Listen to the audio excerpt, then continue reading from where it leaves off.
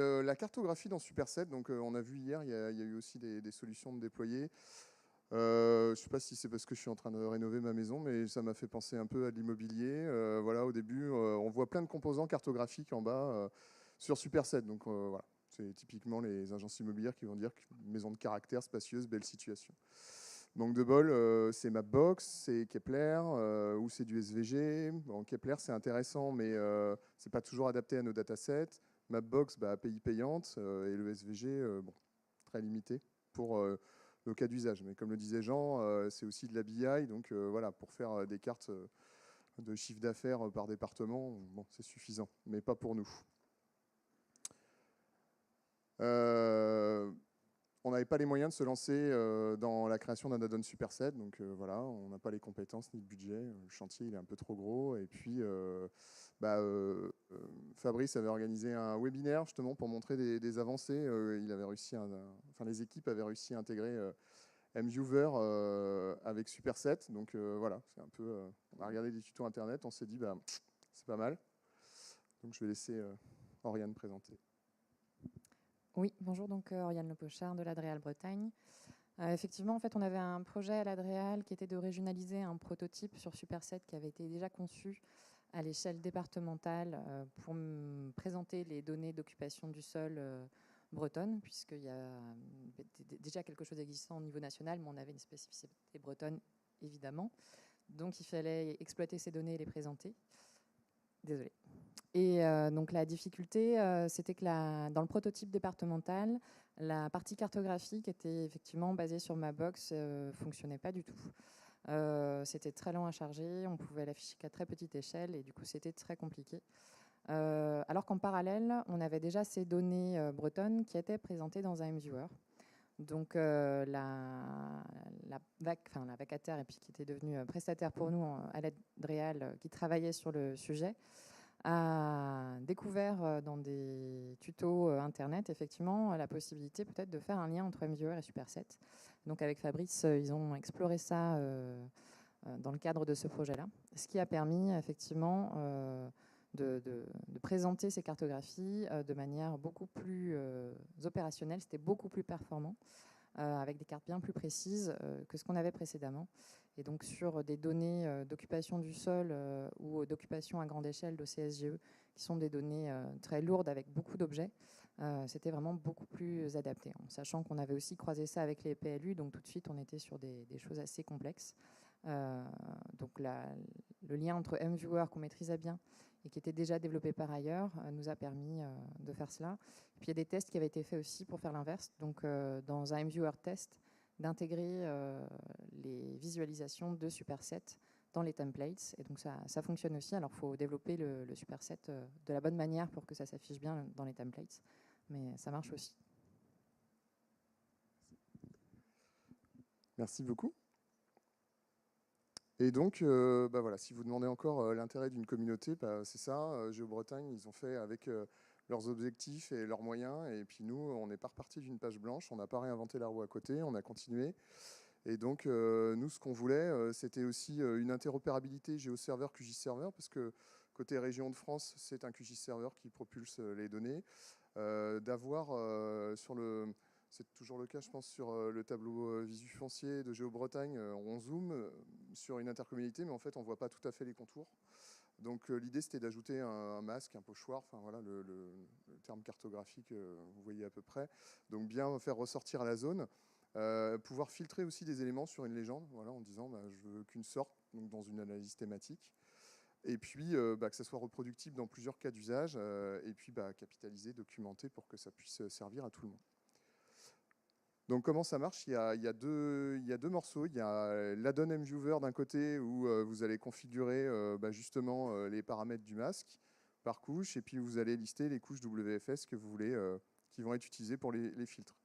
Et à droite, on utilise donc le graphique qui s'appelle Handlebar, template moustache, où vous allez appeler l'iframe, mais voilà, ça va être variabilisé par rapport aux paramètres de l'add-on. Donc c'est là où il faut refaire un add-on à partir du moment où les couches sont... Donc on n'est pas encore sur la généricité, mais voilà, c'était pour vous expliquer le principe sans trop m'étaler, mais on pourra en reparler voilà, tout au long de cet événement. Donc il faut deux composants. Alors, je vais faire un petit aperçu. J'ai une connexion Internet sur le... Bon, de toute façon, voilà, je vais le voir. Voilà, j'ai une connexion Internet. Donc c'est pareil, la consommation foncière. On vous épargne le ZAN et le LCR parce que vous allez nous quitter tout de suite. Mais voilà, on est tous un peu sur les mêmes sujets. Donc là, donc là j'ai ma carte par défaut échelle régionale. Derrière, c'est une occupation du sol à 3,5 millions de lignes, avec des index, mais voilà, pour vous dire qu'on ne s'est pas embêté à faire des précalculs, etc.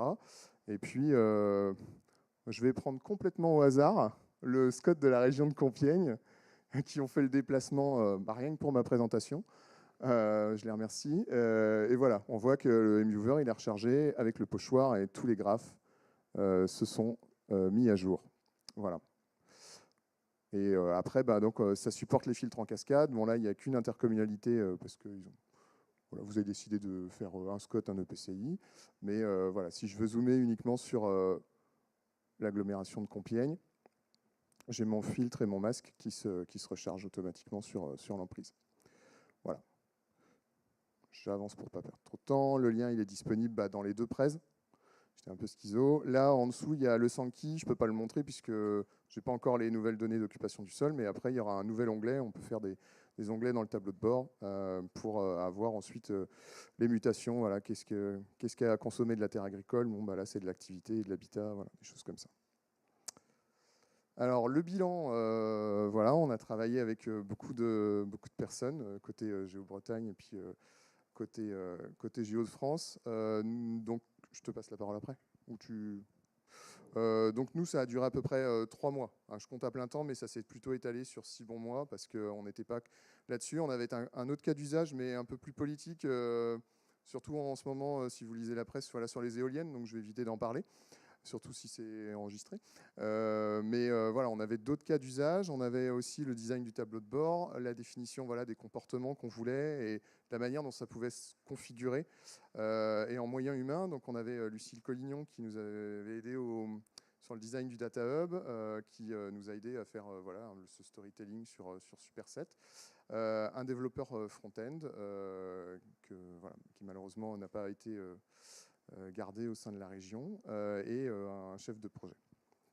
Et donc toi Et donc moi pour l'Adréal, donc on avait en fait une auto-entrepreneuse qui a été sélectionnée après un marché, Margot Leborgne, donc qui a développé à la fois le tableau de bord, mais aussi qui avait d'ailleurs au préalable pré-traité les données, puisqu'il y avait 3 sources de données sur l'occupation du sol. Donc il y avait à la fois le traitement des données dans ces 6 mois, puis le développement du tableau de bord, et dans ce développement du tableau de bord, donc le lien avec MViewer. Donc ça a pris 6 mois à peu près, en sachant qu'elle partait pas complètement de zéro, puisque au préalable, pour le prototype, elle avait déjà travaillé pendant 6 mois. Alors en fait, elle avait travaillé pendant 3 mois sur le traitement des données, et puis pendant 3 mois sur déjà la présentation sur Superset. Donc elle partait pas de rien, mais ça prend du temps, tout ça. Ouais, et puis j'ajoute aussi que la capitalisation, par exemple, Géo-Bretagne a partagé son fichier de conf. Nous, quand on l'appliquait sur l'instance de test, ça plantait parce qu'on n'était pas tout à fait sur la même release. Et c'est vrai que ça bouge beaucoup, hein, comme le disait Jean à la présentation précédente, ça bouge pas mal. Donc voilà, il y a des variables qui ne marchent plus, qui changent de nom. Donc il fallait essuyer un petit peu les plâtres aussi. Alors, les perspectives, parce que c'est toujours les finitions les plus longues. Ce que je vous ai montré, en fait, c'est dans notre guide interne, mais voilà, on voudrait le pousser proprement et pas que ça soit quelque chose d'obscur, non documenté sur le dépôt MViewer et puis sur la Docs Orchestra, hein, pour la partie handlebar. Il faut qu'on voit voilà, s'il y a eu déjà des améliorations faites par mon collègue Jean-Baptiste Débat, là, qui vous montrait le survey JS hier. Et puis, on est en réflexion parce que pour l'instant, on est plutôt donc, sur des actions, des fils Superset qui envoient des requêtes à MViewer et qui se met à jour. Mais l'idée, ça serait d'avoir des fonctionnalités comme on peut l'avoir dans d'autres outils où on déplace la carte et tous les indicateurs se mettent à jour à la volée par rapport à l'emprise ou par rapport à une sélection. Donc ça, c'est des choses, voilà, je suis en train de faire un petit cahier des charges pour voir un petit peu avec ensuite les prestataires qui voudront se lancer dans l'aventure, voir si on a les moyens et puis peut-être se mutualiser aussi si vous avez possibilité. Voilà, merci. Donc, tous les contacts côté Géo-Bretagne, côté Géo-de-France. Et puis, big up à Maxime Guillemin, donc, qui est la personne qui avait développé la donne. Voilà, qui a retrouvé du travail depuis, sur la mail.